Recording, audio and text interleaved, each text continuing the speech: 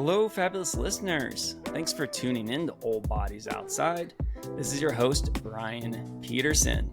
This episode's guest is Brad Finn, and I invited him onto Old Bodies Outside because I'm inspired by his approach to life with aiming to maximize each day. Brad is an ultra runner, a business owner, a teacher, and the co-host of the Push Through podcast. Brad, thanks so much for joining us on Old Bodies Outside. Brian, the pleasure is all mine. Thanks, buddy. You're welcome. You're welcome. As I was just saying, joining us on Old Bodies Outside, I almost felt like I said Old Bodies Outside. I mean, relatively speaking, I could be pretty old. I teach seniors, so they think I am as old as dirt. So we could be the Old Bodies podcast today, if that's what you want to be. Well, I think, with some life experiences, sometimes I think it brings some extra happiness to life to have lived through some tough spots and whatnot. And I know you certainly have, as we were talking before we were recording. And I think we'll hear about that later as we talk and whatnot. But first, I wanted to start off the conversation with just hearing about, I'm excited for you to be running the 100K at Grindstone in Virginia. And I have run the 100-miler there. I thought it was a fantastic experience, really enjoyed the race directors. I want to ask you, are you getting points for UTMB? I will get 3 stones for the 100K. Yeah. Okay. Which, full disclosure, I had that had zero influence on me choosing that race. And I didn't know at the time of signing up, which shows my short ultra marathon career. I knew about UTMB, but I didn't know like qualifying. I didn't know like they had races all over the world and stuff like that. For me, it was, I live on the East Coast and I needed to pick something that works with my teacher schedule because a lot of these races don't happen in the summer when I'm off. So I had to find something during the year that worked with my schedule that I could get a day off for, but travel. And there's not much in New York. I'm kind of like on a flat island. I could go up to New Hampshire. There's a lot of great races up in the White Mountains. But I had a 3-day weekend that weekend, and I was kind of just looking for races, and I knew about the Grindstone. There's an Instagrammer, Matt Choi, who did the Grindstone 100. So that was where it first popped up on my radar. And then I was like, well, 100 might be a little soon. Go from 50K to 100 in a year, which I almost did. And I was terrified to sign up. And this is a great story, even back to like my students and how they really pushed me. In the end of the year, we were talking about like living life to the fullest and things like that. Something I preach to them all the time. I don't know how it works into physics, but it does. And they were like, well, what'd you sign up for? That was one of your big fears. And I was like, I've actually had this race that I've been thinking about signing up for. And they're like, why haven't you signed up for it? And I was like, yeah, this, that, and the other thing, making excuses just like they make to me.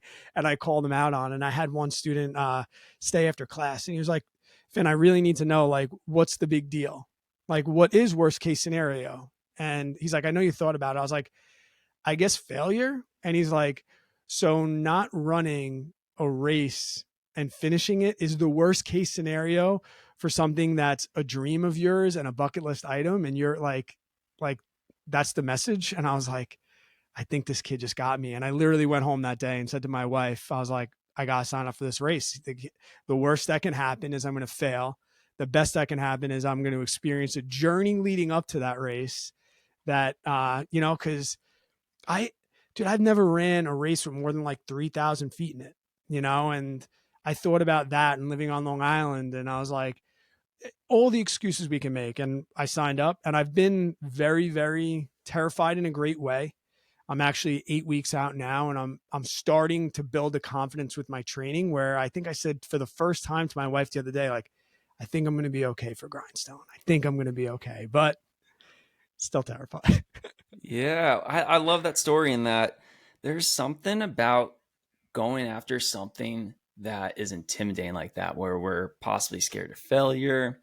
We're worried about, it could be just a really tough, challenging experience, but then doing it, getting after it and signing up for it. And I think that's something that I have done quite a few ultra marathons, not a ton, but I've done 6 100-mile races. And each 100-mile race, I have that feeling still.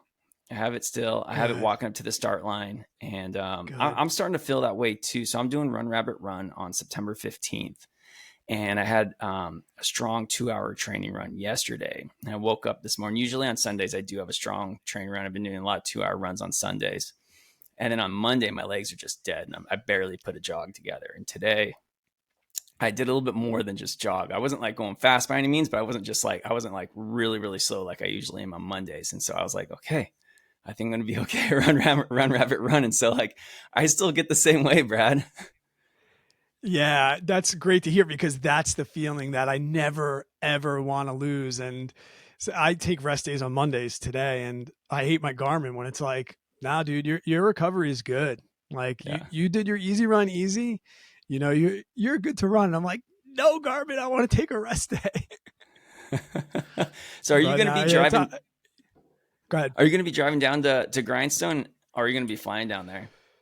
I'm gonna drive mostly the unknown. I want to be able to have all my stuff. I want to not have to worry about flights getting canceled. Like I want everything to go right. So it's about a 9 hour drive for me, and I have some friends that live roughly halfway.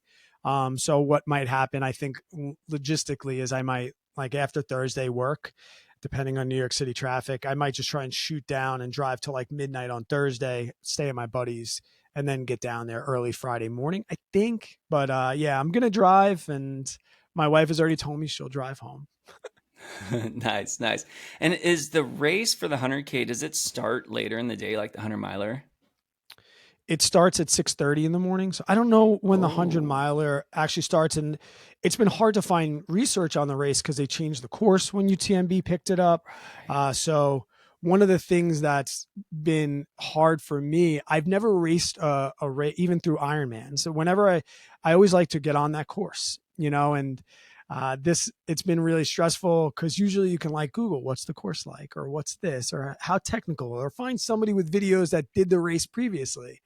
And I love YouTube, so I'm like trying to search it, and there's not Yep. a lot because they've changed it so much. And you know, Facebook groups and stuff help with like, oh, you know, it's technical, they some shots of it, but I think one of my biggest stressors is just not knowing that terrain and uh, logistics, like the start finish. And everyone said that the start finish was amazing for the 100, and I don't think UTMB is going to come in and make it worse. I mean, so I'm confident it's going to be a great race. I've seen the races they put on, but yeah, I don't really know much about the course outside of the 100K because I've been like so focused on the 100K. Yeah, yeah. Wow. I didn't think about that. And so I actually do need you to teach me something because it sounds like you actually know more about UTMB than I do. I've never like saw myself qualifying for UTMB or even considering UTMB because I didn't feel like I had the means to get there. And that has Mhm. recently changed. I'm like, okay, like I can do UTMB. So how does the point system work? Like I honestly do not know anything about how the point system works. And I'll say the to start this off, the only reason that UTMB is on my radar, back to the teaching thing, it happens over the summer. So I'm like, oh, I can really, really work hard at this.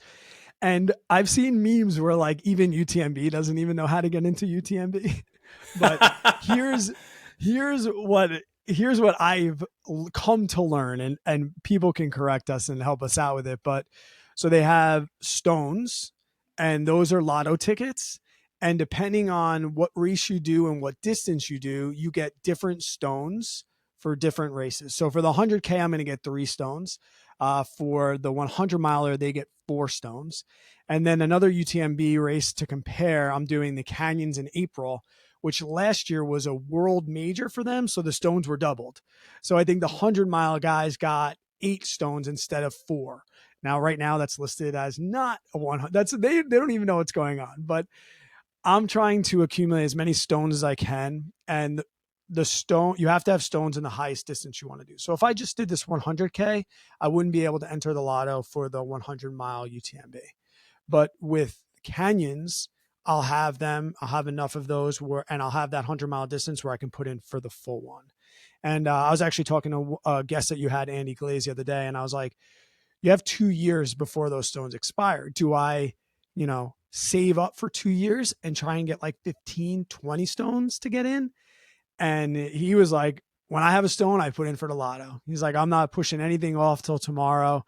And at first I was like, okay, maybe I will wait 2 years and build as many stones to try and get into UTMB. But now I think I'm going to do this one and get canyons and then try and get into UTMB with those 7 stones that I'll have. If I don't pick up another UTMB race along the way, because I have I have like one of those, my toxic trait is just pushing sign up, you know, another race, sign up, another race, Yeah. sign up. Yeah, that's that toxic trait tends to be kind of common in the ultra world. People love signing up for races. They get done with one, they're so proud that they survived. They're like, okay, that was hardcore. Let's do another one. But part of the reason I'm asking about this is I am interested in you doing UTMB.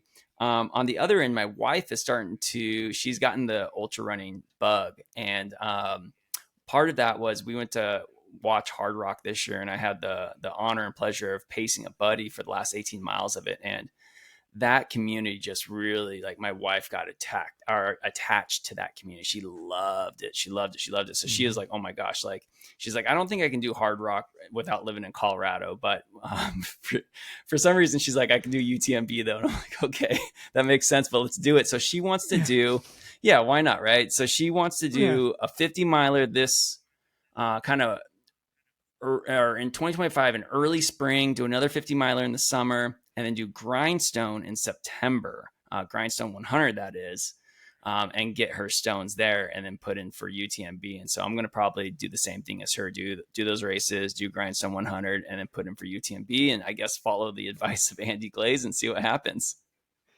Yeah, my wife is, she's kind of there. She's a national champion lacrosse player. She's been athletic her whole life.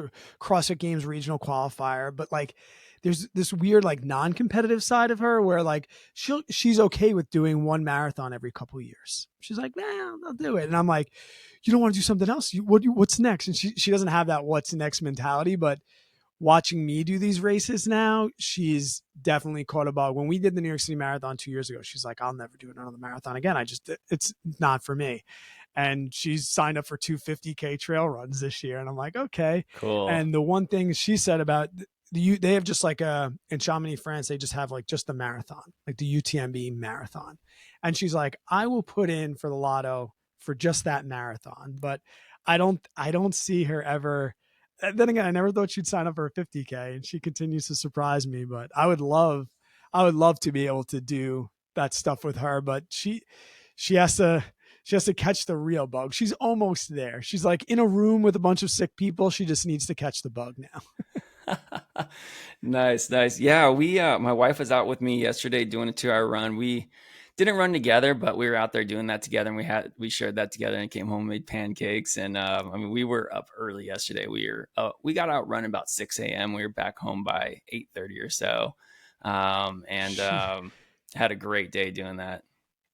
Yeah, my wife's the morning person. I'm the night owl, so it works well with the kids because she gets up early and is out the door by 5 in the morning and does that whole show, and I do the whole morning show with the kids, and then we put the kids down at bed 7:30, and then I tend to go out from 8 to 10. So it actually works perfect for Wow. our schedules. We both get to train where we like, but sometimes it bites me in the butt race morning because I am not a good race morning kind of person. Yeah. Run Rabbit Run. I actually really like when races start a little bit later. And especially with 100 milers, because you're going to go through the whole night. So I'm like, dude, I want to sleep in, if the race starts at 6 a.m., like, I'm not going to get a full night's sleep. It's not going to happen. But Run Rabbit Run is Exactly. starting at noon. I think Grindstone 100 still does, or used to start at 5 p.m. or 6 p.m. And so anyways, Run Rabbit Run, I'm doing that on September 15th. I am stoked that that's starting at noon. So I'm like, I'm going to get to sleep in. This is going to be good. It's music to my ears. Like Yeah. I did a backyard a couple weeks ago and it started at 6 p.m. and I'm like, this is perfect for me. It's like I eat dinner at 5 normally, and now I do my best work into the evening. I'm like, this is great. Noon would be fantastic. Yeah. That's where I saw you and Andy going back and forth, the dinner miles. Yep. Dinner miles, always dinner miles. But Yeah. he started like the Dinner Miles Strava group, and yeah, he coined that phrase and made it famous. And it's been actually what I started getting into Dinner Miles because I heard with ultras, you have to learn how to eat on real food, not just gels and powders, because there's going to become a point where you need to eat real food. And like the thought of eating dinner and then going out for a run. So I took dinner miles literally. And now I eat dinner and I try and get out the door in like 15, 20 minutes.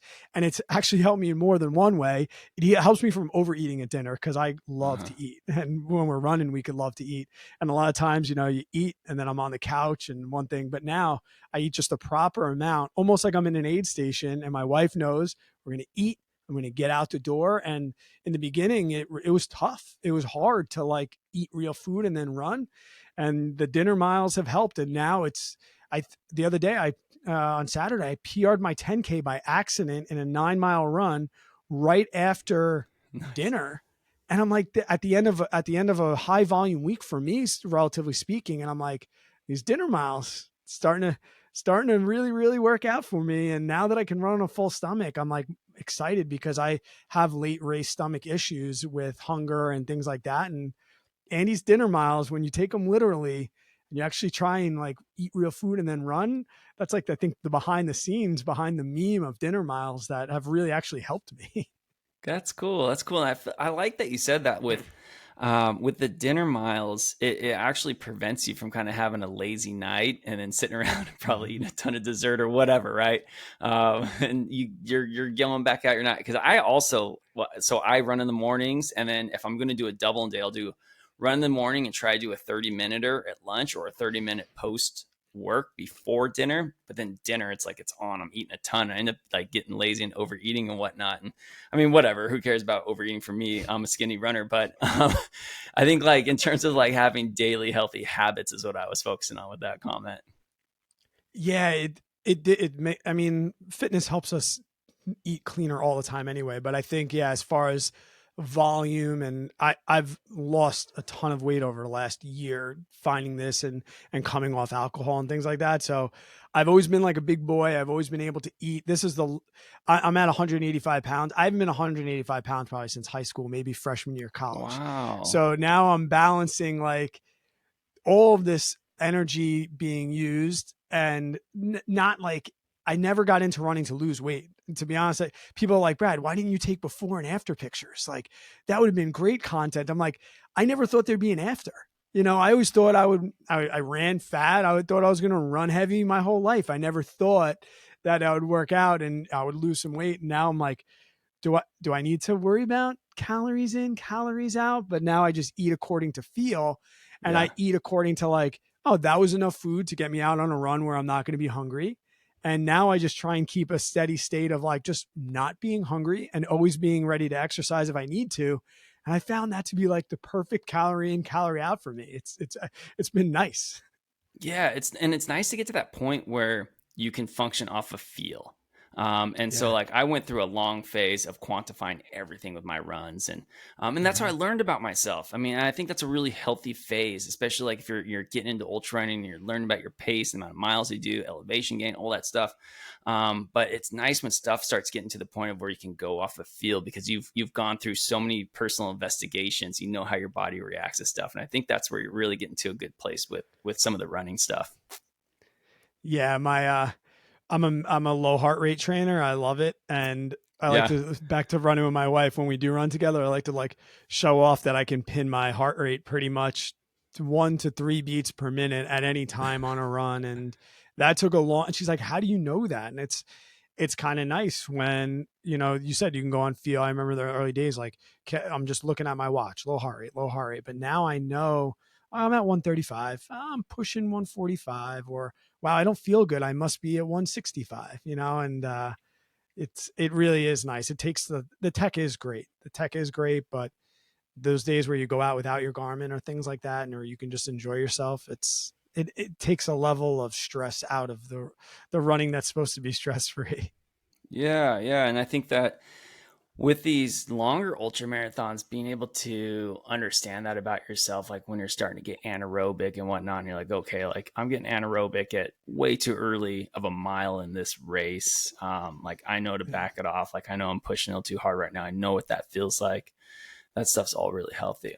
Now, so we've been talking about running a bunch. I also want to hear about, I've seen you post that you read, you have a daily reading habit that you do for 30 minutes. I want to hear Mhm. about like what are your men getting into their midlife. I love learning about people's daily habits. Like I'm Right. 41 years old. I was born in 1982.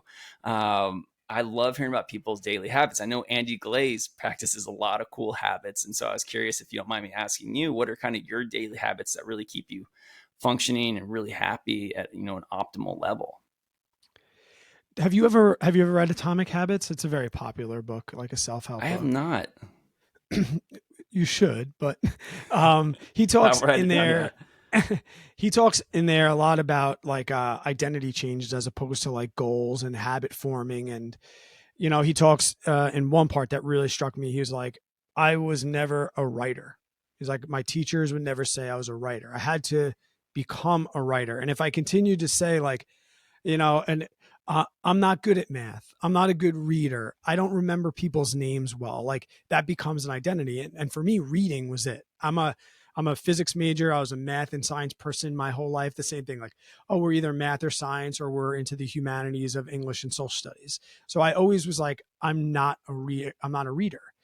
And I found out it was mostly in schools because they were making me read things that I wasn't interested in. And then when I got into reading things I was interested in, I was like, oh my God, like I had an epiphany, like I am a reader, but I also am a scatterbrain. So for me, reading or forcing myself to say, here's a book, sit down and read this book, that didn't work for me. So it took a long time, but now I realize that I can read just a little bit every single day through many different books, kind of like running shoes. Like I don't just run in one shoe. I have 4 or 5 pairs that I like depending on what I'm doing. So what helped me, and yes, reading at least 30 minutes a day is definitely part of my habits. And I read the Daily Stoic and the Daily Dad, which are both by Ryan Holiday. And there's two benefits to that piece. They're like the foundation of my reading. They're one day at a time. So every page is like one day where they give a Stoic reading, they talk about it, and I'll let you reflect on that one day. And the Daily Dad is the same kind of idea, just with parenting. So what that did was say, all right, I don't need to worry about finishing a book because I can't finish this book today. I can only read one page per day. Like that's the rule. It has a date on it. And some of the pages are one paragraph and some of them are two. So what that did was allow me to bite off manageable pieces of that habit and say, I can just read just the Daily Stoic every single day. And then what I found out was, then someone would say, here, you got to read this book. And I'd be like, but I'm already reading the Daily Stoic. And my wife's like, you can read twice a day or you can read the Daily Stoic. So I found that, if I took something that wasn't me and I changed that identity piece to I'm not a reader into I like to read. I can become a reader.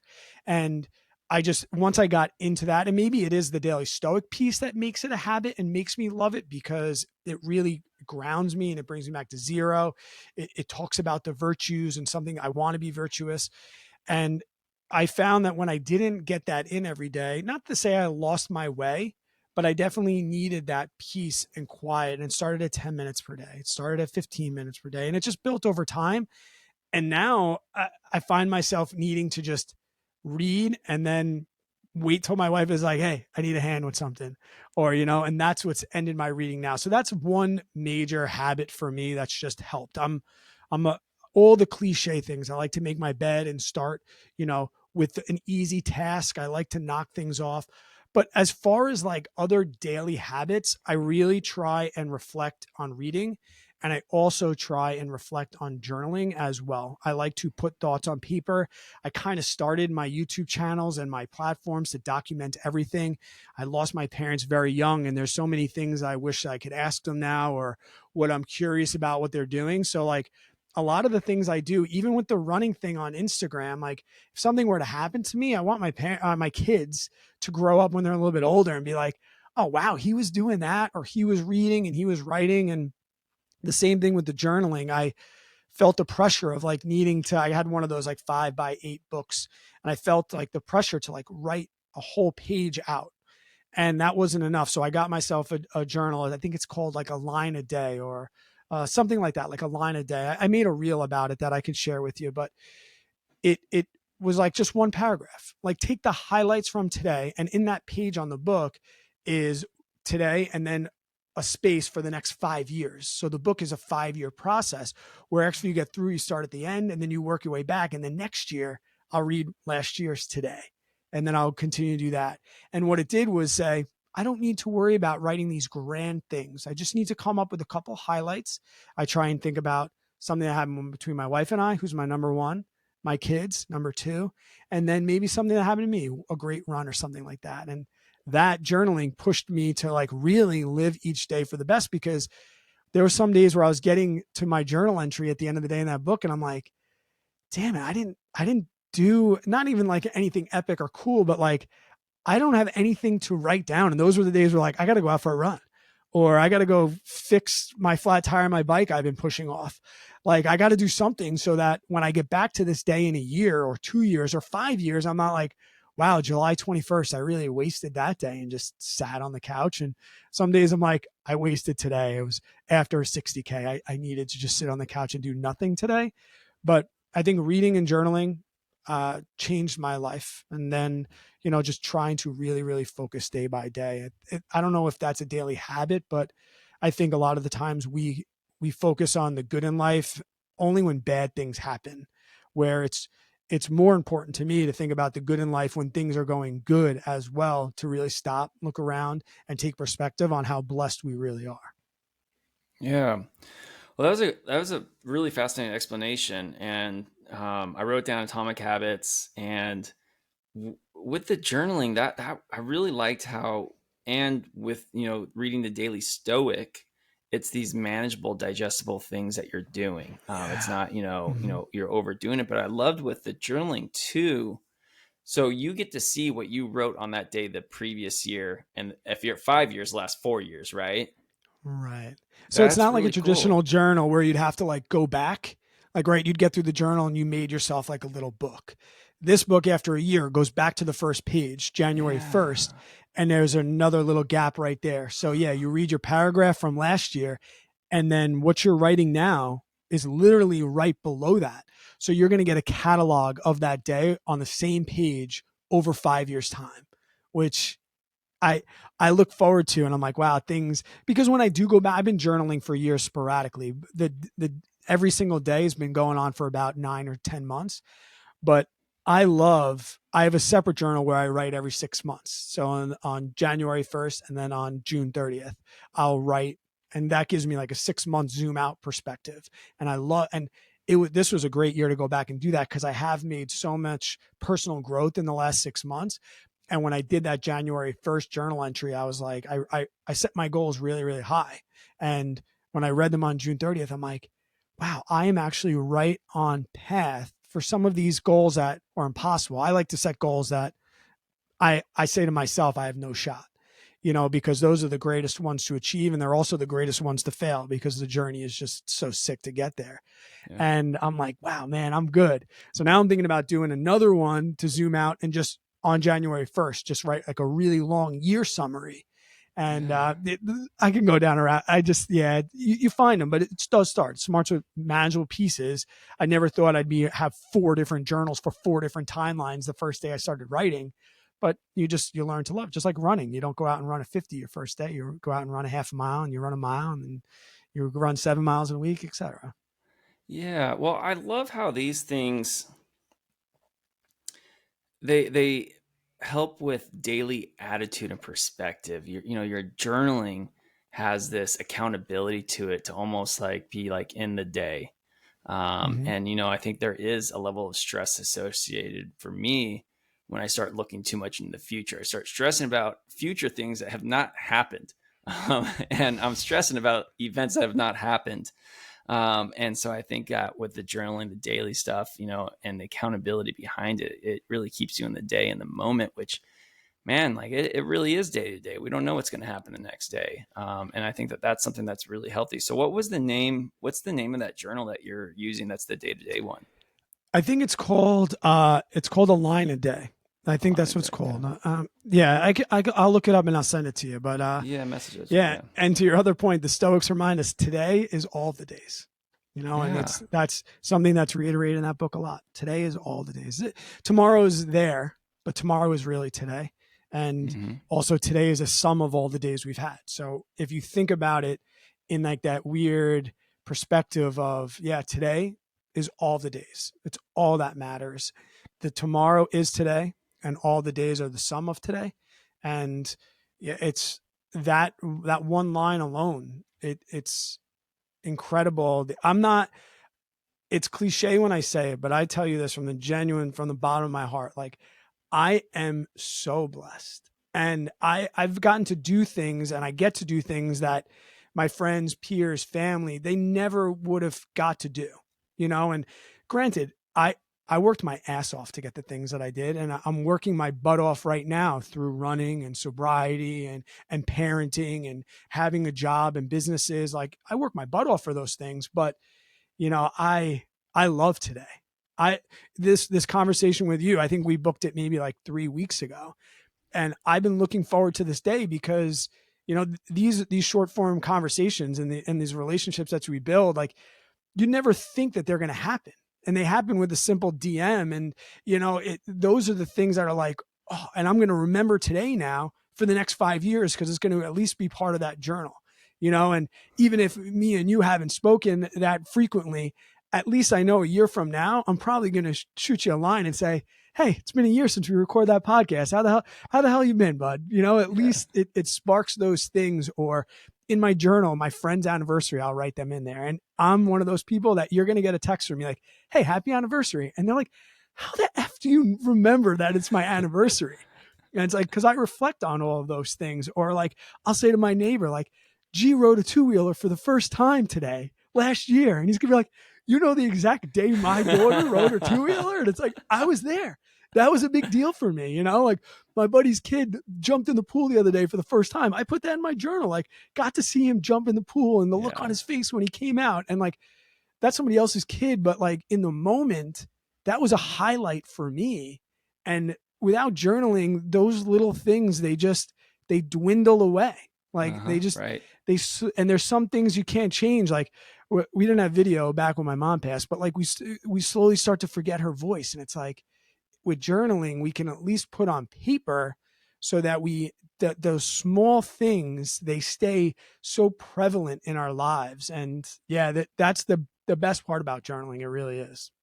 Yeah, yeah, I totally agree. I've tried to practice where when I'm going to bed at night, I go through my day from start to finish, and I start just identifying and asking myself, why was I filled with gratitude at this moment? What was going on? Why did I feel like that? And I go through from waking up to falling asleep. And it's a Mhm. great practice. It's a great way to finish the day, but it's not the same as writing it down, right? Like, so writing it down. And that's what I really liked about a line a day. So I've tried different types of journals. I've tried just open journaling myself with lines, with no lines, sketching. I've tried a gratitude journal, but you drew me into a line a day because you get to see what you wrote.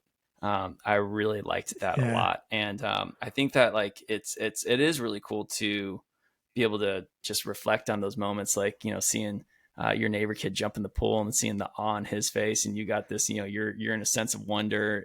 It's really cool, and like it's really cool that that we get to podcast together. I mean, we've never met in person. I send you a Nope. cold message on Instagram. Hey, you want to do this? We got a few things in common. Sure, let's do it. And Mhm. it's podcasting. Every conversation I have is it's always great to engage with someone around, like, talking about what's going on in life. Like, it's always just such a great thing of, I always feel a lot of gratitude, gratification, satisfaction. Like, it's always a great thing to do. And I love doing it. In fact, like, it's like, gosh, I wish I could do it like almost every day. It takes a lot of Yeah. editing, but I almost sometimes wish I could do it every day. Oh, you'll get to a point where you don't even edit them anymore. I used to spend Yeah. so much time editing, and then I just said to my partner one day, I think we actually like had to do one like a late night before we usually released on Mondays, and I'm like, Jay, I don't know if I'm going to be able to stay up all night and edit this. Like, I might just post it. And he's like, post it. You know, what's the worst going to happen? Like, post it. And it was fine. Nobody said anything about it. And it might have had a few more ums or a few more long pauses in it, but we got rid of that. And back to your DM point, my podcast partner is somebody that I met on the internet. I have no problem creating and establishing like online relationships. And I think this is back from my YouTube days where, when I found like minded people, I wanted to be around them. And I realized that sometimes your like-minded people are in other places. I lived in Arizona for a couple years, and I still have a lot of friends out there. And I realize that, like, even though they live over there, they're still my friends. And we have FaceTime, we have video, and we have text. And you know, I'll be talking to somebody.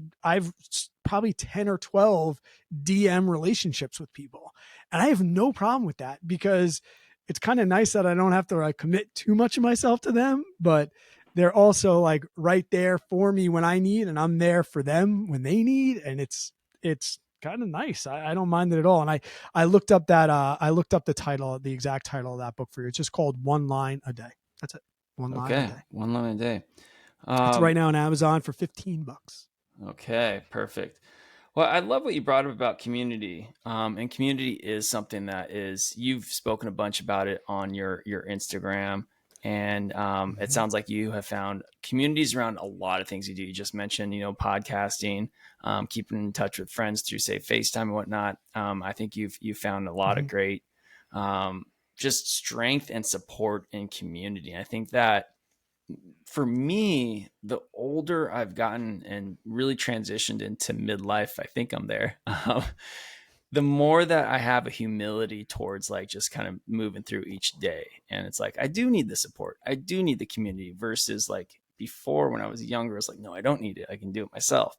And now I crave it. I love being around people. I love the support. I mentioned going to Hard Rock and just being able to, I'm not even running the race, but like just being around the community. It was so much fun. I loved it. And gosh, Mm-hmm. community's great. Yeah, we take the kids to 5Ks that we're not signed up for. They love it. And I'm jealous. Like getting to go and even pace Hard Rock, like you get to do races that you're not even signed up for. It's great. And yeah, the communities are awesome. I've never been somebody that's good at asking for help when I needed things. And my younger brothers actually brought that into perspective for me. When I lost my dad, that was like, he was like the person that I went to when I needed something, whether it was venting or helping me switch an outlet. And when I lost him, I felt like, well, I'm the man of the house now. I'm the oldest. Like I fell into those traditional like man traits of like I can't ask for help. And that went everything from drinking to school to getting a job to being a dad. Like I felt very alone because, and it was my own fault. Like my brothers would call me, like I would be having like Thanksgiving dinner or whatever, and my brothers would be like, "Hey, what do you want me to cook?" And I thought it was all like, "No, I got to do it. I got to take care of it. I got it. I don't need your help." And then I'd have a meltdown, and my brothers would be like, "Dude, you kind of did this to yourself." So I really got good at asking for help, and that led to me wanting to ask questions. Like a lot, I've opened a couple businesses, and most of all, I didn't, most of them, I didn't know anything about them. I just knew that I had an interest and I wanted to try and go for it. I'm always a try and go for it and fail later kind of guy. And I wouldn't have gotten through those businesses and made them successful without the ability to ask questions. I think not even so much asking for help, but I'm very, very good at asking questions. Like when I was trying to go sober, I didn't like reach out to people and say, "Hey, I need to go sober." I reached out to people and said, "Hey, when you went sober, what was your first step? What was the first month like? How did you handle your first day of temptation?" It was, I still have that problem where it's like I can't reflect it back on myself. I can't say to people like, "How many miles do you think I should be training?" or bring on a coach of something that like for me I'm trying to overcome because I know they'd be better. But I'm better at being like, "Hey, what shoes do you wear? And why do you like those shoes? What races are you doing? What's been your favorite?" And the community is great. All the haters are behind you, right? Everybody in front of you wants to help because they know what it's like to have been there.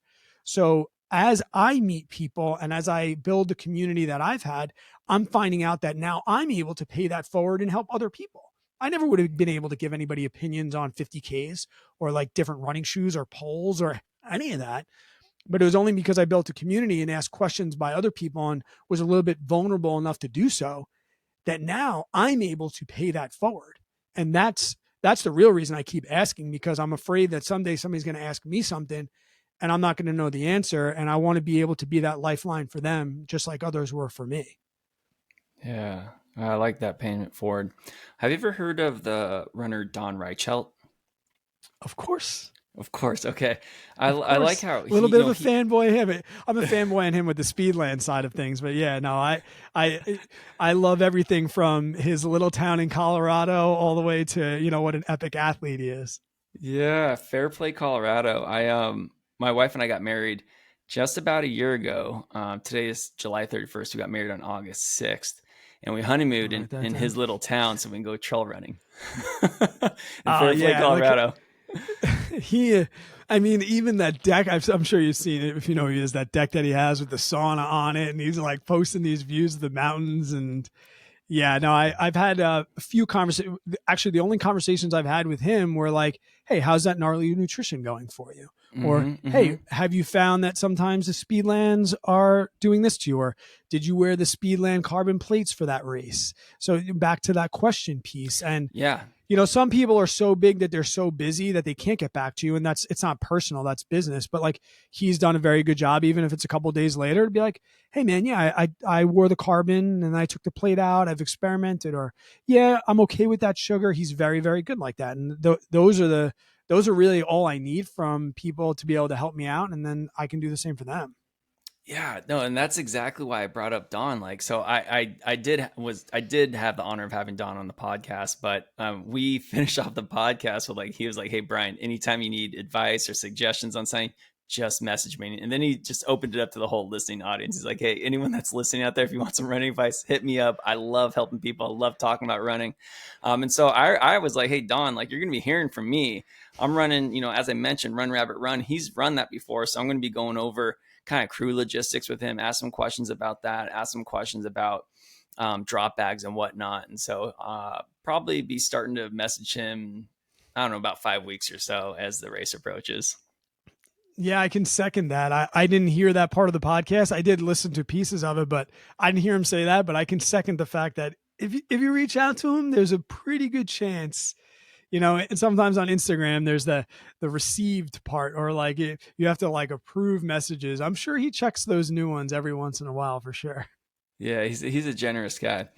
Hey, so speaking of books that you've read, so you've mentioned a couple books to me. I wanted to know, have you ever heard of Dr. Joe Dispenza? He wrote a book called Breaking the Habit of Being Yourself. No, no, but it's on my list. I have heard of that book before. Yeah. Okay. My wife recommended that one to me, and I'm still reading it right now. About probably about 50 pages from finishing it. But it goes back to you mentioned something earlier about kind of the neuroplasticity of our brain, where we can change the neural makeup of our brain by if someone says, "Hey, Brad, you're no good at reading," then you start believing that, and that's what you Mm-hmm. start like internalizing as your identity. And breaking the habit of being yourself is like, no, like I am a good reader, or no, I do want to be a reader, or hey, it's 5 a.m. I'm going to go run. And you tell yourself this and you start having an experience with it. And this experience starts getting embedded in your mind. And due to, neuroplasticity, your neuron and your neural makeup starts changing and you start forming that identity. You start having those habits and you start being the person that you want to be. And so that's Mm-hmm. what Breaking the Habit of Being Yourself is about by Dr. Joe Dispenza. I do recommend it. Another book on the business end of things, I forget the name of the author, but he's the one that started Square with the Twitter founder. It's called The Innovation Stack. Yes, I might have actually read that, or maybe it was an audio. That one sounds very very familiar to me. Yeah, that one had a good impact on me in that. Was it? It was the innovation stay you said. Yes. Yeah, I got to go back and look. I think I have read that actually. Okay. And that one was cool because it was talking about how in business it's okay to copy other templates. And then when you get to a point, start tweaking it to the unique mission that you have or the unique problem that you're trying Agree. to overcome. You don't have to reinvent the wheel to get from here to here, but you maybe use the same wheel and then start putting some new tweaks on it to address the problem that you're trying to help society with. I agree. Like when I was coaching back in the day, we would say cliche things like, everything that I'm teaching, I've been taught. And I think there's sometimes this piece of like, I don't want to copy somebody. And I love quoting other people. I mean, I give them credit when I can or when I remember, but I don't think there's anybody out there that's like 100% self-taught and never heard anything that moved them or educated them forward. But it's that piece of your story that you add. It's almost like this tree of knowledge where you can just add your limb. Like my main YouTube channel was personal finance, and people didn't need me to tell them that if you invest in low cost index funds over time, you'll compound and probably gain wealth. Like you can read that anywhere. People didn't follow me on YouTube for that reason. They followed me on YouTube because they wanted to maybe hear a teacher say it, or they wanted to hear a dad say it, or they wanted to hear somebody that was broke once before say it. Like it's that authenticity piece that you bring to the knowledge that other people give to you, I think, is what makes stories great. And so many times, especially within social media, people are so afraid of copying, but it's much easier to say, I heard or I read, and here is my spin on that particular reading because my experience through that educational process was different. I couldn't agree with that more. I think it's awesome to be able to do that. And, you know, quoting Atomic Habits, which sounds a lot like the book you were just talking, like Yes. he says in there, every action is a vote for yourself on who you want to be. And all we have to do is continue Yes. to vote for ourselves. And at the end of the vote, it doesn't need to be unanimous, right? There's going to be people that vote the opposite way. And in your journey, when you do actions, that's a vote for yourself. And sometimes you'll have actions that are a down vote, and that's okay. But what we're doing is we're continuing to do these actions on who we want to be. And then over time, even though not unanimous, the vote is in your favor. And that's how you change that identity piece. And when I read that in Atomic Habits, that's when I started recommending it to people, because I was like, such a simple concept, put things in such an amazing, like easy to digest perspective.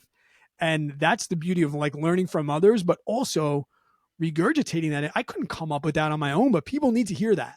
Like when Yeah. I read that, I called up 10 of my friends, was like, just remember, all of your actions are, just votes for who you want to be. Or like the Stoics say, today is all the days. Let's take perspective. Like as long as you can reiterate them as part of now your new identity, you get to take all these pieces. It's awesome. Yeah, and when it's something that is simple and concise, like man, I feel like that's the best advice. I mean, that works, that resonates the most with me, works well with me. But you know what gets us to that point? Like, I'm very, and it sounds like, and I know you are through our conversation, like very interested in being, the optimal Brad. You want to put in Mm-hmm. the votes for yourself. You want your actions to be the votes for yourself. You want to be the optimal Brad. I feel the same way about being myself. Now, is that an intrinsic thing, or is there something it takes to get to that point where you want to be the optimal Brad? Like if you're are there people are just like, you know what, like I never can be the optimal Brad. How do I you think get it's just, to that point? yeah, I think it's a mindset shift of wanting to do it for you, and understanding and realizing your true potential it's so hard. It's so hard to believe in yourself, right? It's very easy to surround ourselves with people that don't make us better, because that's the path of least resistance, right? The water flows downhill. And you either want to make that shift for whatever reasons or you don't. And I look at all like the major shifts that I've made in my life, and there was always like one driving factor, and that driving factor wasn't always the same thing. And I'll use alcohol again, just that's part of my story. And like I don't judge, I don't care, but like what other people do, and that's also very, very nice. I'm very content and happy with my own decisions. But for years, people would tell me to control the drinking a little bit. And I owned a brewery. It was very hard. And, you know, I was always like, I'm going to stop. But it was always like, I'm going to stop because my wife thinks that I should. Or I'm going to stop Hmm. because it's starting to affect my work performance. Or I'm going to stop because it's affecting my fitness. But all of those things were like outside. They were all like doing it for somebody else. And it wasn't until I said to myself, I'm going to get sober for me. I'm going to get sober to see how well I sleep. I'm going to get sober to see how fast I can run and how many miles I can put in. And it wasn't until I switched that perspective back on myself that I was able to do it. And when I look at all of the major changes that I've made, it follows that common trend of doing it for me, finding that selfishness to take care of myself and be the best version of myself, whatever it is, whether it's with reading or exercising or parenting. I always said, like, I can be A type of parent or I can be B type of parent. And I have to decide and make the choices. And I can't not, like, for example, give my kid an iPad at a young age because that's what society's telling me. And they're saying that iPads are bad for kids. I have to really believe that the best course of action is to not put a screen in front of them. Because if I do it because society tells me not to, then I don't hold any water. And I think if anybody's trying to make a real major change, it has to be for you. If you want to quit smoking, you have to quit smoking for you. If you want to go out for a run, it has to blow your hair back. You can't go out for a run because you think you're overweight, right? That's back to that identity piece. You can't say, I'm not a runner. I'm overweight. You have to say, I am a runner, or I want to become a runner, or I want to lose weight. Not I'm going to lose weight. I want to lose weight. I want to be thin. Those are the things. And in anything I've done, it's always pushing away the outside things and doing stuff because I think that other people want me to do them or because it will paint a clearer picture for other people. But optimizing myself because I want to be optimized. And I'm sure you've known, you experienced this, the things compound.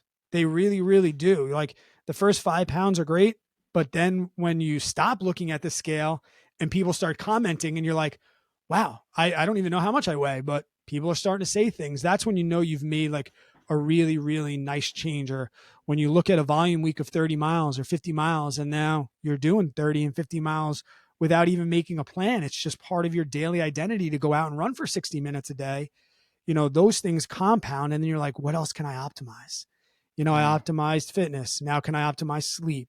Now can I optimize nutrition? And you start to just build these pieces and experiment. And I've tried everything from plant-based eating to low carb eating. And that self-exploration piece is like, that's the part of going through life.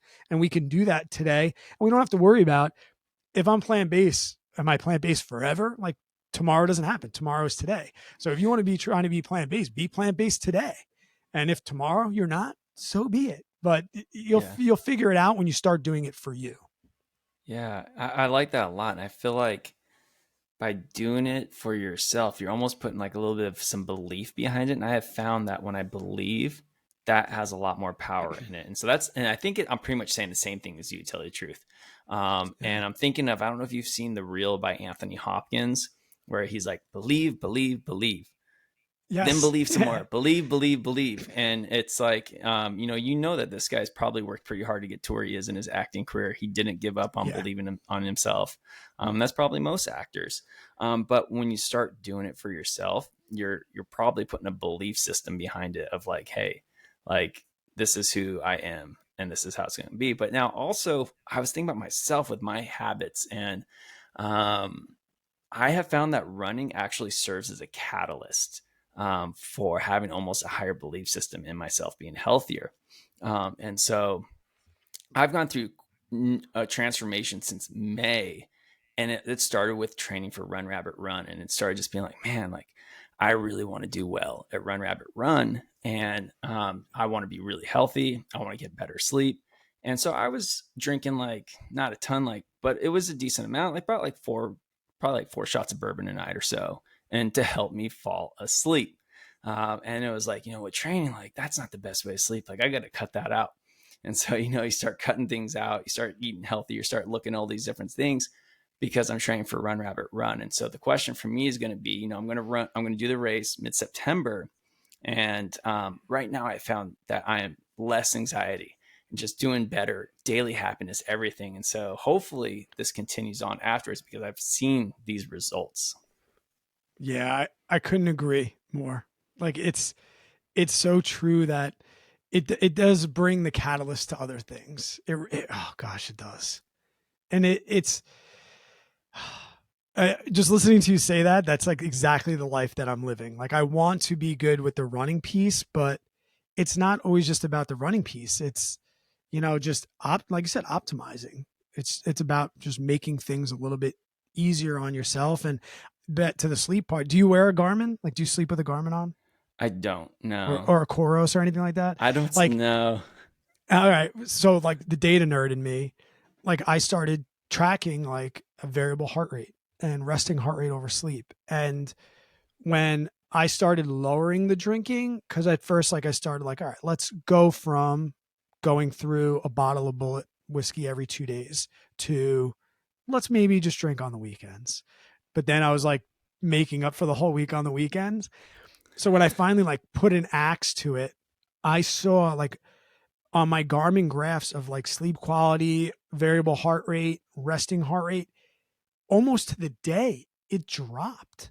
Like I had never in the last 7 years or so, and I've been tracking data for a while through my Ironman days.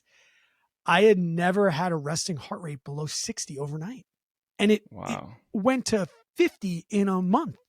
And I'm like, it's just this. And now I have two parts of my graph. It's like the graph that goes from like, I can point to it and say, tell me where I stopped drinking.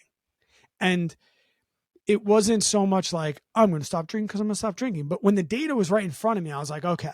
Because at first I was just going to do dry January. I was like, I'll just quit January and we'll see. I had a 50K in April. It's going to be my first 50K. And I was like, let's just stop January. And then I was like, let's just stop until the 50K.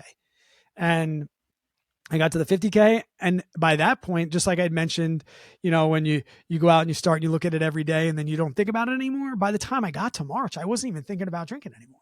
I had Cool. gone from I'm trying to quit drinking, which was the identity of I'm still a drinker. I'm just trying to quit to I don't drink anymore, and that new Yeah. identity was a great piece. And yeah, with that came all the other little things. I don't think people need to go for a run to optimize themselves. I don't think that's important at all. I think what it is just whatever the catalyst that is in your life, whatever it drives you to make you better, whether it's your kids or, your wife or yourself, whatever it is, just find that one task to optimize the ripple effect of everything else in your life. Yeah. Yeah, that's powerful for sure. And I wonder if there's people listening, they're like, well, what would be that catalyst for me? How do Yeah. I identify that catalyst? That's the question. It's kind of, I mean, I feel like, we have a bit of common ground with kids and running. But not everyone is like, hey, like I am a runner, or, hey, I have kids. How do you find that Well, I catalyst? think And maybe, crappy things help too. I mean, I was a cigarette smoker younger in life, and when my mom got lung cancer, that was enough for me to stop. And I think they don't all have to be bad either. I think they can be good. I know a buddy that started running because we kind of did like a bachelor party weekend, but it was with a buddy that was pretty fit, and he said like, I don't know if I can invite so and so and so and so, like they're not really fit. And I was like, well, it's your party, it's your barbecue. So like you tell people what you want to do and whoever can make it can make it. And we had this one buddy who was like, no, I'll come. I'll do it. And it was just a weekend of hiking and adventure and camping and things like that. And we did some trail running as well. And this guy, he was like, you're doing an out and back. He's like, all right, well, you go to where you want to go. And then if I can't make it, I'll be here on your way back. And then I'll go home with you. And that for him that spurred a catalyst. And now he's a trail runner. no And way. yeah, so it's like it's not always the bad stuff that like drives us, but like I mean the birth of my kids was incredible things. And before you're a parent, you hear the cliche like your life is over, once they come, that's it. And there's a lot of things that change obviously, but that was a great thing to be a catalyst. And not because I want to live, I want to be old and I want to be gray, but like uh, my 3-year-olds learn how to ride a two-wheeler. And when the kids start riding a two-wheeler and they don't know how to turn yet and they don't know how to stop, kind of like when they learn how to ski, they can go one speed straight. And if you don't want them to eat it, you got to run alongside them. And that was a catalyst that I didn't ever even realize was going to be a byproduct of fitness. I never thought, like when I started running and training for ultra marathons, I never thought like, man, Brody's going to make me run up and down the block 15 times in the middle of the summer heat. I can't be the guy that's like, sorry, son, no more trips down the street because I can't run next to you. And sure enough, here I am. And it's not until now that I'm like, wow, fitness has allowed me to create this memory with him that maybe would have been delayed, or maybe he wouldn't have been able to do. Or, when I was young, my dad was always the dad that was throwing all the kids in the neighborhood in the pool. He was like this short, stocky football player type, and he would chuck these kids all over the pool. And I'm like, I remember, like, I want to be strong enough to throw my kid so high that it terrifies him. So these are like great catalysts that people have, and how it's not all tragedy and how it's good. And those are things that, like, I never even realized. Some of the best things just smack us in the face. Like when my son comes up and he's like, "You threw me so high." And I'm like, "Yeah, I did. Your dad works out. Your dad works out." Or like when they do the Father's Day ad lib at school, and it's like, "What does your dad like to do for fun?" And they write like run every day. And like you kind of like peek over, and like some kids are like, "My dad likes to nap," or "My dad likes to drink beers," or "My dad likes to sit in the pool." And like I'm not blaming those dads. I have a different catalyst, but those are the things that start to feel good and drive you to just optimize everything. I never thought about bringing my kids to a race. I mentioned earlier that I bring them the 5Ks that we're not even signed up for.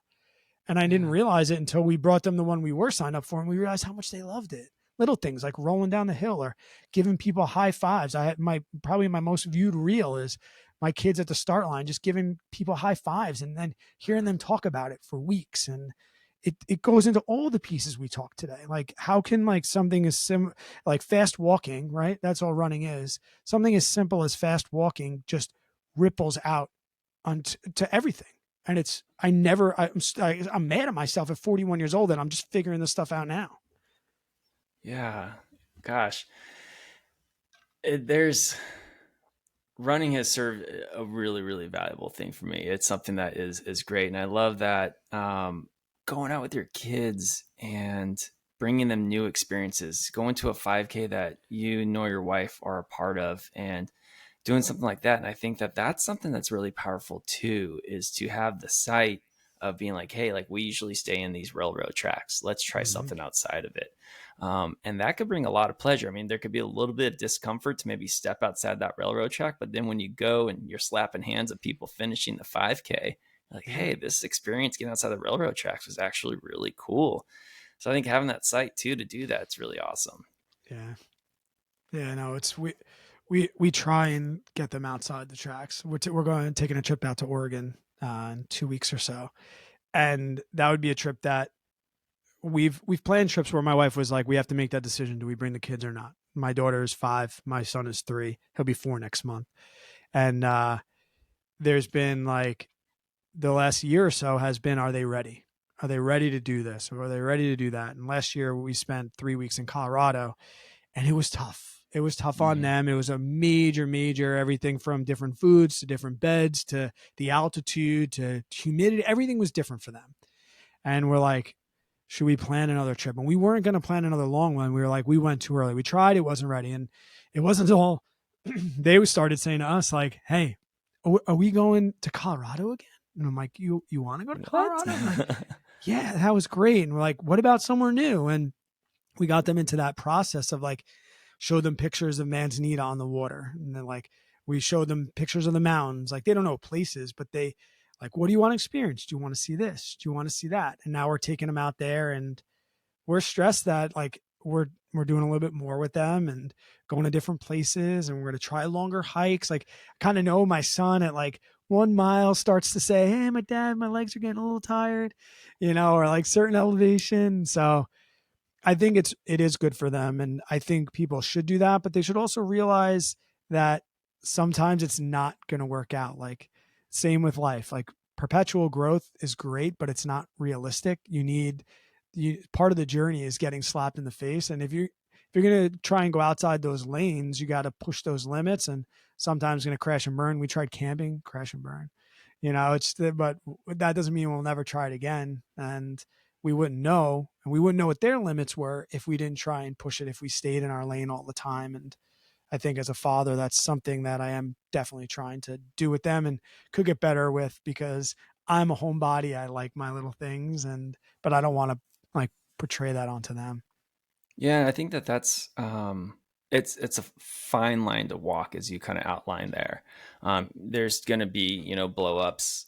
You also don't want to risk them hating camping for the rest of their lives, or they had that Yes. miserable experience as a kid. But I think, in terms of developing kids into adulthood in which they're going to be okay with taking some risks, Right. I think is where the power is at. And there's a powerful quote from Nelson Mandela that was something like, I'm going to butcher the quote, but it's something that's like, hey, like the biggest benefits in life come from taking risks. Mhm. And it's something along those lines. That's not the exact quote by any No, means, but and it's that's something like that. And I think that that's something of like, how do you foster the ability for kids to take risks, the ability for kids to go on adventure. And I think that that's something that sounds like you're doing, but it is a fine line to walk. I think too that what I'm seeing with them is a lot of the risks that you talk about with them, I think come in allowing them to make choices. I try and give them as many choices to make on their own as possible.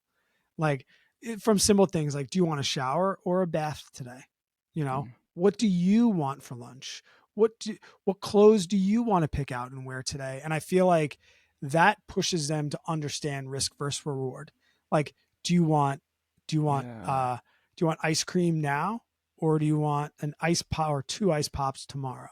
Or do you want this bag of candy now, or do you want to have like dessert later? And sometimes the decisions that they make, they wish they would have taken the other one. Like, there do you you want go. to go ride bike? We have 30 minutes. Do you want to go in the pool now, or do you want to go ride bikes now? I'm not going to choose for you. And then they ride bikes and they're sweating their butts off and like want to go in the pool. Don't have time for that. We don't have to. You made a choice, and that makes them. And then as you up those choices and the severity of those choices that you give them, that they start to learn the risk versus reward. And until I started making them do that, I it was easy for me to choose the risks for them. But I always recommend. I mean, I don't recommend. I don't give unsolicited advice. But when people ask me like, "Hey, like, what's something new you're trying with your kids?" That's something we're in the phase of right now of making them make as many choices within their own bounds of safety that they can make. And obviously, as parents, we're there to protect them and give them the right choices to make. Like, I'm not like, hey, do you want to play with a knife or a chainsaw? But it's good for us because we get to try and push those limits and give them more choices and make them make more choices, which is hard for us as parents sometimes. But like simple things like picking out backpacks, like what color backpack do you want, you know, Hmm. and or like what do you want to do with this, that, or the other thing. And sometimes like Avery will say something, I'll be like, oh, I don't, you don't want to do that, or like that's a piece of junk toy, like don't pick that one, pick this one. She's like, I want this one. I'm like, all right, I gotta let you pick that one. And it's hard. Yeah. Yeah, but that was fantastic, Brad. And I think that them choosing their own decisions, they got to stick with that choice, whether Right. it turns out good or bad. And I think that the author of "Coddling the American Mind," Jonathan Haidt, would approve of kind of how you're going about that. And I don't know if you're familiar with that book or not, but he's No, I'm not, but I like the title. yeah. So he is, what is he? I think he's a social psychologist. I believe, I could be wrong about that. I think he's a social psychologist at NYU, and he used to be at, I think, University of Virginia before that. And but he wrote this book about coddling the American mind, and it talks about raising kids and not in a coddled way, where they're going out and they're making their decisions, they're getting exposed to a little bit of risk and this and that. So it's, I think he would approve of that. Well, hey Brad, as we're wrapping up here with stuff, I did want to get back to hearing about tracking your sleep, and that's something I've never done. I'm very Mhm. interested in doing it, and you mentioned a couple devices earlier, and I want to know what your I want your advice on that. I think that it doesn't matter when you go to sleep and it doesn't matter when you wake up. I mean, the cliche, like the life of an entrepreneur, wake up at 3 o'clock in the morning and get 8 gym sessions in and read 42 books. I, I'm a firm believer that some people are night owls, some people are morning people, but a non negotiable is the amount of hours that you should be sleeping. I just like, I don't care what kind of diet you have and what you eat, and I don't care what you're as long as your life is optimized. I don't care how you get there. And I never say to people that you should go to bed at 9 p.m. or midnight or by this time. And I tell the same thing to my students, like, guys, I don't care when you go to bed. I don't care if you go to bed at 2 a.m., but you've got to be forward thinking enough to say, if I'm going to bed at 2 a.m., I got to find 8 hours. So if I got to be up at 6, I can't go to bed at 2 a.m. And that's my non negotiables are like 8 to 9 hours of sleep. I would like every single day. So when I have to go to bed is dictated on like what time I can sleep till. Like I said, my wife is a morning person, and my kids will get up around 8 in the morning. So for me, I can be in bed by 11 and still get 8 hours of sleep when they wake me up at 8 a.m.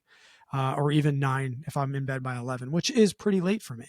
And some days, does that really go off the rails? I went to a concert with my brothers, got home at 2 o'clock in the morning the other day. And, sometimes that happens, but I think it's more, it really is, Dr. Peter Attia, he wrote Outlive, and he's a very, very famous doctor, and talks about, he's tied in with the whole Huberman thing. Oh yeah. And he was talking, oh man, he was talking about this as a whole, like the evolution of humans, like, right, how long have humans been around and how many changes has the human evolution changed us? But one thing that's never been taken away is this ingrained thing to just go unconscious for a third of the day. Like, out of all the things that could have evolved in us, why has sleep the one thing that's still being driven home? And like, that's never been able to been taken over by evolution. So there has to be a reason for that. So, some people can operate on no sleep. I know Elon Musk's like, I don't sleep. I'm like, well, dude, you look pretty disheveled. Like, in my opinion, like, I know you're getting a lot of work done, but like, your skin is not necessarily glowing, if you know what I mean. And I, I've met people that don't sleep, and I've met a lot of people that sleep 8 to 9 hours a day. And from my personal experience with those people, the people that are sleeping 8 to 9 hours a day, they're more consistent. They tend to be a little bit more patient. They tend not to be so needing of caffeine, which I'm a huge caffeine person, but their just life seems to be a little bit less askew. It seems to be a little bit more normalized, where when you have bad sleep habits, I think that ripples down to fluctuations and highs and lows and things like that. My life, when I get a good night's sleep, is pretty balanced. There's nothing better in the world than waking up refreshed and feeling like you had a good night's sleep. And it's things I didn't realize till I was in my 40s, and it wasn't until I put in some time and was like, I'm going to get to bed earlier. I'm not going to scroll. I'm going to turn my phone off and I'm going to get to bed. Or, I'm going to stay in bed just a little bit longer. I don't need to rush up for work. I don't need to like do that. Or I don't need to force myself to be a morning person, because I tried to do like the whole, like, I got to get up and see the sunrise. I tried to be that runner, but then my rhythm, I would stay up till 11 and then wake up at 4. And I was like, I was getting out of bed and I was getting on the run. But then after I get back from the run, my day would be trash because I didn't get to sleep in. And then I was like, well, is it because I'm running too much? It's like, no, dude, it's because you didn't sleep enough. And then I tried to go to bed at 9 p.m. and I toss and turn. That's not me. So yeah, I guess that's the long and short. I do track that, and I try and track. I have a Garmin, so I do track like my REM sleep and stuff and my sleep quality. And I know the things that affect my sleep quality up and down, depending on, like, it'll show you, like, I'll know the days I was in a hotel bed. I just sleep different. Or we go out to my in-laws a lot and spend a couple nights there. I can look at my sleep quality. Just, it's not home. It's not my ideal temperature. It's not the light coming in the windows the way I like. It's not my pillow. Like, I know that stuff for now. But I think all of those like little like variable heart rates, resting heart rates, if you can get on average over the course of a week, 8 hours per night, your life, you're going to feel better. You're going to feel better. It's as simple as that. And if you can get to 9, you'll feel like a superhero. Forget, like, even if you're a heavy drinker, if you can be a heavy drinker and get 9 quality hours of sleep a night, you might feel okay. You might. I am definitely a lot more patient when I get more sleep. There's no doubt about that. And I think the perception of my day being better is there for sure. So the Yeah. Garmin that you have, that's the same Garmin you use for running too. Yep. And Yeah, what model is that? I have the nine. Yeah, I have the 955, and it comes in a solar and a not, and I like nice things. And I got the solar, and I'm glad I did because I'll go on a run, and my watch literally charges along the way. Nice. Okay, I'll take a look at that. Yep. Yeah, I've gone from so I ran in elementary school, middle school, high school, college, and there was a lot of tracking and quantification in high school and college to perform at a certain level. And I think that afterwards, for the next 2 decades, I got away from that because it was like to perform at a certain level versus kind of Hmm. learning about myself. And now I've kind Right. of like come back to being like, you know what? Like, I kind of wish like I had all these miles like tracked on Strava, like Andy Glaze, like look back on them, and be like, wow, that was good stuff, you know? And so like I'm actually like Yep. kind of reverting back, but I'm completely ignorant of like what to get and almost like overwhelmed. And so like it really helps me just be like, hey Brad, what do you have? Do you like it? Sounds good. Okay, I'll check it out and see if it works for me. Yeah, people love Garmin. People love Koros. I've been wearing Garmin's since like the olden days, where it was like this huge thing on your wrist, and It's like the big I like them a little bit square. better. Yep, yep. I think Andy just posted something about that, but yeah, and I like the navigation. Garmin's been a leading edge navigation company far, Yeah. like besides their watches. Like I have Garmin on my boat, things like that. So when Koros really blew on the scene, they have amazing marketing, which is awesome, and they have an amazing product, and their battery life was so much better than Garmin's, and now the Garmin has kind of caught up in a way, and with the solar, there's nothing. My watch is not. I charge my watch maybe once a week, and I run, Cool. sleep, everything, and I don't think there's a race long enough right now where it would die, especially with the solar part. But yeah, it's one half dozen the other. You got to find what works for you. And some people Yeah. really love Chorus, some people really love Garmin, and I'm just a Garmin guy. Right on. Right on. Well, hey, Brad, this has been a fun conversation. I honestly could keep going for another hour or so, but I won't take Yeah, your time from you. It's been we'll, great we'll take to, it. We'll do a part. We'll do a part two after all of our races. yeah, dude, that's a great idea. We should do a part two. We should get multiple guests on here. We should get you on here, Andy Glaze, Don Reichel, all in the same time, and just chat about running, reflect Yeah, on the year. That'd be a great way to enter the winter. you set it up. I'll be there. Nice. Well, hey, Brad, fantastic conversation. Thanks so much for being vulnerable, sharing a lot about yourself. I learned a lot today just hearing from your perspectives, your opinions on going about living an optimal life and whatnot. And, I think it's great to connect with someone who is also interested in living an optimal life. And so just want to say thanks for delivering great content to the podcast.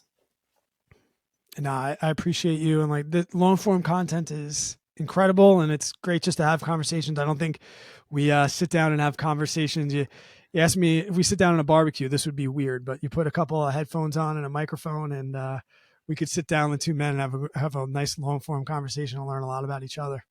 Yeah, and it's very engaging too. Yeah. Well, hey, thanks Yep. again, and I'm gonna throw on that outro music, and we'll call it an episode. Take it easy, guys.